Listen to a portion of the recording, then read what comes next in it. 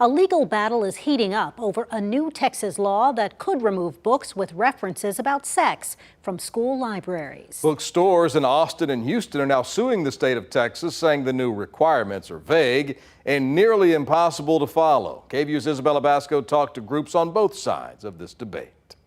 When you have these radically sexually explicit materials on the shelves, what does that do to our children when they're exposed to that? Lawmakers in the Texas Capitol passed HB 900, a bill that goes into effect September 1st.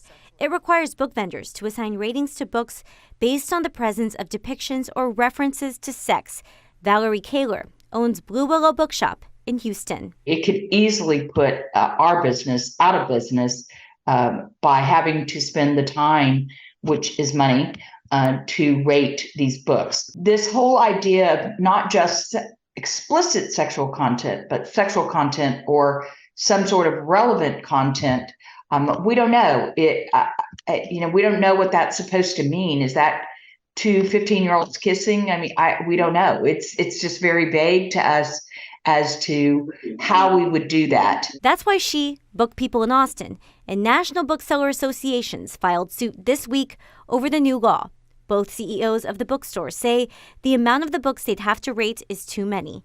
But Cindy Castilla, who leads the conservative think tank Texas Eagle Forum, says vendors need to have an understanding of the products they are offering. They should be cautious what they're putting in front of other people's children. That's the problem. It's other people's children that are having access to these books, not their own. Sam Williams is the parent of a 4-year-old son in Llano County who's decided to homeschool his child because of recent politics. Sex is something that humans are going to face kind of inevitably in some way or another. So to be informed about it and learn about it in a safe setting is important to me. The Texas State Library and Archives Commission and the Texas Education Agency have until the beginning of January to create the guidelines for vendors.